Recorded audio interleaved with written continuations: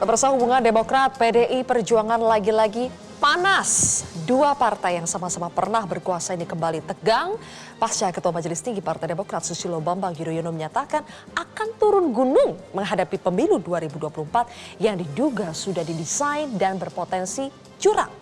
PDI Perjuangan sebagai musuh bebuyutan Demokrat langsung menjawab tudingan tersebut dengan menyebut Demokrat sedang memainkan strategi playing victim. Ada apa lagi dengan Demokrat dan PDIP? Inilah kontroversi selengkapnya. Demokrat versus PDIP. Panas. Bersama saya, Zilvia Iskandar.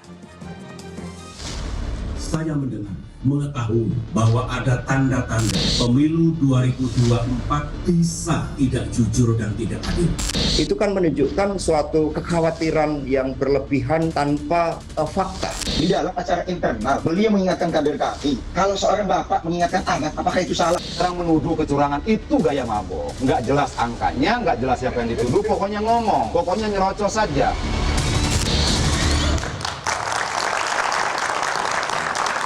Ya, pemirsa, untuk membahasnya sudah hadir 5 narasumber di studio Metro TV. Ada 2 politisi dari Partai Demokrat, Herman Khairun dan Herzaki Mahendra Putra. Kemudian 2 politisi dari PDI Perjuangan, Adian Apitupulu dan Masinton Pasaribu. Serta Direktur Eksekutif Carta Politika, Yunarta Wijaya. Selamat malam Bapak-Bapak, terima kasih sudah hadir di kontroversi pada malam hari ini. Pemirsa, sebelum kita mulai dialog pada malam hari ini, kita simak dulu pernyataan dari Susilo Bambang Yudhoyono. Saya harus turun gunung menghadapi pemilihan umum 2024 mendatang. Saya mendengar, mengetahui bahwa ada tanda-tanda pemilu 2024 bisa tidak jujur dan tidak adil. Konon akan diatur dalam pemilihan presiden nanti yang hanya diinginkan oleh mereka 2 pasangan capres dan cawapres saja yang dikehendaki oleh mereka.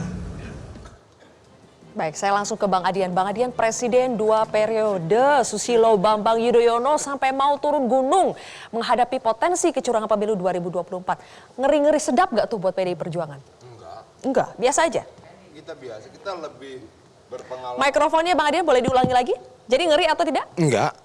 Yang ditakuti apa? Pernyataan itu atau SBY-nya atau Demokratnya? Enggak ada yang kita perhitungkan di sana. Tiga-tiganya nggak ada yang takut. SBY-nya nggak takut, pernyataannya nggak takut, Demokrat juga nggak takut. Enggak, karena sebenarnya SBY sedang ketakutan pada masa depan anaknya kalau menurut saya. Karena yang jelas kan arah apa yang dimaksudkan dengan kecurangan itu kan dalam pidatonya jelas. Dia arahkan tentang 2 calon.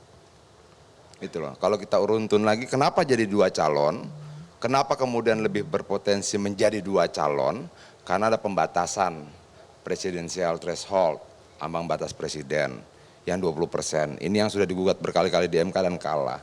Tapi kalau dari sejarahnya, sebenarnya ambang batas ini kan sudah terjadi sejak 2003. Lalu ketika Demokrat menang 2009, menang 20%. 21,8 kalau tidak salah.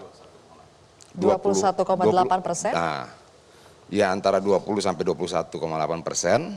Disitulah didorong presiden threshold menjadi 20%. Nah sekarang Demokrat 7,7%. Lalu mereka mulai khawatir. Kalau tetap 20%, negosiasi partai politik segala macam potensial 2, 3 bisa, 4 agak sulit, kira-kira seperti itu. Nah kalau kemudian AHY mau didorong, ya tidak boleh 2. Harus di atas 2, kira-kira lebih berpeluang kalau di atas 2 calon dibandingkan 2 calon. Nah artinya bahwa yang pernah saya sampaikan kemarin, lalu peraturan undang-undang dan sebagainya itu dibuat untuk apa? Untuk rakyat, untuk negara, untuk bangsa, atau untuk anak, kira-kira seperti itu. Jadi menurut Bang Adian justru SBY yang sedang ketakutan dengan masa depan anaknya, AHY. Iya. Mas Zaki gimana itu? Ya enggak lah, enggak ada yang perlu ditakuti. Setahu saya Pak SBY itu takut hanya satu ya. Takut sama Allah Subhanahu wa Ta'ala setahu saya gitu. Jadi enggak takut dengan yang lain juga gitu, satu. Yang kedua, ini kan kita juga masih letakkan pada konteksnya, Pak. Ada 2 hal ya. Konteks itu berarti ini adalah di Rapimnas Partai Demokrat, acara internal gitu. Beliau sebagai bapak mengingatkan kepada anak-anaknya di situ. Kami ini semua kan anak-anak beliau gitu di situ. Dan lagi-lagi namanya nasihat orang tua kepada kan nggak ada masalah gitu sebenarnya. Bebas-bebas aja gitu. Ya, kalau kita, mengapa kemudian kita masih mendengarkan, beliau ini kan presiden 2 periode Mbak. Namanya presiden 2 periode punya hubungan luar negeri yang baik, relasi di dalam yang baik gitu. Ya kualitas informasinya beda lah, misalnya Bang Adian ngomong apa ke saya dengan Pak SBY ngomong apa ke saya, pasti saya lebih percaya Pak SBY lah. Secara beliau presiden 2 periode gitu, ya kan? Gitu, itu satu. Nah kemudian yang kedua kita juga mesti telusuri gitu, kalau bicara mengenai presidensial threshold itu 2008 Mbak adanya. Masih ingat kok kita ya, 2008 itu ada undang-undangnya, nomor 42 kalau nggak salah di situ ya. Pada saat itu nggak mungkin lah Demokrat baru 7% Mbak. Tahu mengetok palu harus 20%. Ya nggak masuk akal gitu. Sedangkan kita tahu waktu itu ada partainya Bang Adia, ada satu partai lagi yang suaranya besar sekali yang bisa mengajukan sendiri calon atau cukup berdua aja bisa gitu. Nah ini sejarah ya, maksudnya kita kalau bicara sejarah. Tapi lagi-lagi kalau kami kembali pada konteks ya Mbak ya. Pak SBY berbicara itu bukan buat menakut-nakuti Bang Adian, Bang Masinton, PDIP atau pemerintah, nggak ada. Tapi SBY sampai mau turun gunung memangnya AHY nggak cukup Mas Zaky? Ya namanya kan Demokrat ini kan partai yang istilahnya kan ingin memperjuangkan aspirasi rakyat. Ya kan, ada aspirasi bahwa rakyat harus ingin ada pasangan calon ketiga gitu. Pasangan yang memperjuangkan perubahan dan perbaikan gitu. Nah, kemudian beliau ini kan seorang yang sangat demokratis ya gitu ya.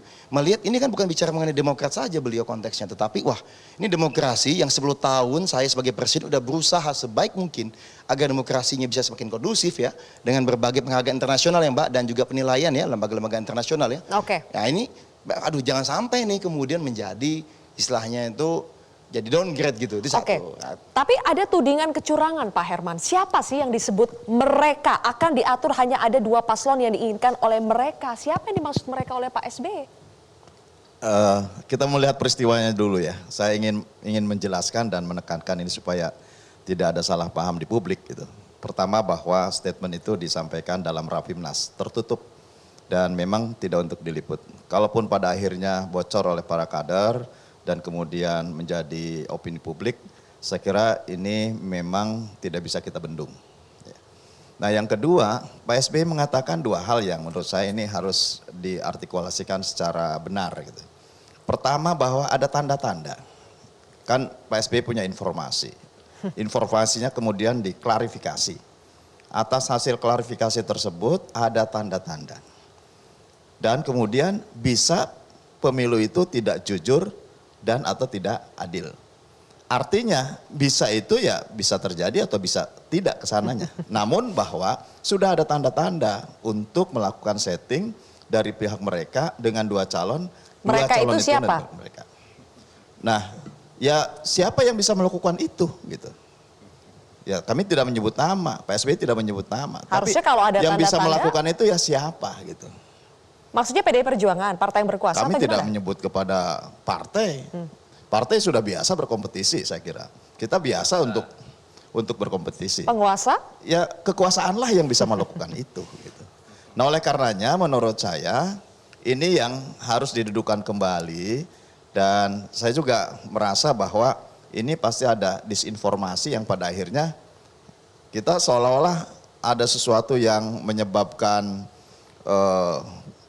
suatu polemik yang akhirnya terus ini setiap hari terus berlangsung. Disinformasinya dari mana Bang Masinton? Dari Demokrat yang menciptakan ketakutan berlebihan atau memang betul penguasa sedang mulai mengatur-ngatur ini? Jadi ya, yang disampaikan oleh beliau Pak SBY ya kalau 5 jari itu 1 jari itu menuding keluar, 4 jarinya menuding ke dalam. Nah ini menurut saya ya kan semua pasti kaget dong. Melihat itu, walaupun itu internal, tapi ketika era sosial media sekarang, dipublish di sosial media, dia kan tidak lagi internal konsumsinya, menjadi isu kan begitu. Nah, nggak ada angin, nggak ada badai, kemudian ada tudingan bahwa 2024 nanti akan tidak jujur. Kan begitu ya? Akan ada 2 pasang calon.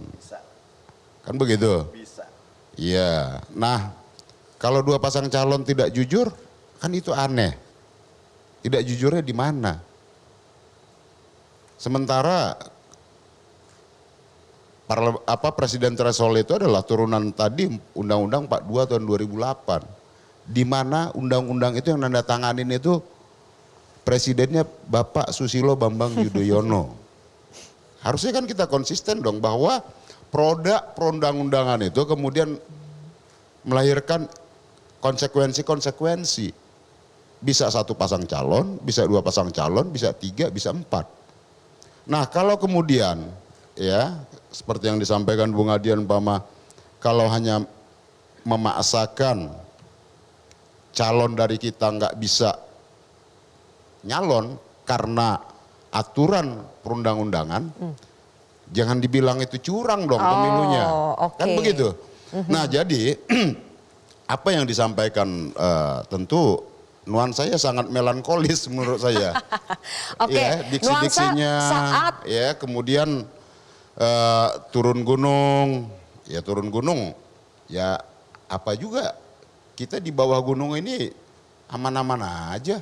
Kita semua pasti berkepentingan lah, pers, lembaga survei, pengamat, partai politik, dan kita semua pasti berkepentingan dalam konteks proses demokrasi ini. Jadi tidak ada Pemilu upaya. sebagai sarana, Jadi tidak ada upaya untuk mengatur supaya hanya ada dua paslon, supaya nanti dijegal dari calon dari Demokrat, tidak ada upaya itu? Setiap partai politik, dari penguasa tidak ada, dari partai yang berseberangan tidak ada? Setiap partai politik tentu punya rencana masing-masing. Pengen memajukan kadernya masing-masing. Kan tergantung dari proses negosiasi, tergantung dari proses komunikasi politik antar partai politik, karena kalau syarat pencalonan itu adalah partai politik dan gabungan partai politik. Nah kalau kemudian kita tidak mampu membangun komunikasi untuk memenuhi syarat ya pencalonan calon yang kita usung, jangan dibilang dong kemudian pemilunya curang. Jadi menurut Anda ini adalah ketidakmampuan Demokrat sebetulnya? Saya tidak katakan itu, tetapi ya kalau kemudian ketidakmampuan meyakinkan tadi dengan kemudian pelaksanaan pemilunya dikatakan curang, itu kan juga tidak fair, begitu loh. Apa pendapat dari pengamat politik dan juga bagaimana saling tuding ini ternyata saling bersambung ya? Ketika Demokrat menuding ada kecurangan, PDI Perjuangan juga menuding ada kecurangan di pemilu 2009. Kita akan ikuti pembahasannya nanti pemirsa, usai jeda.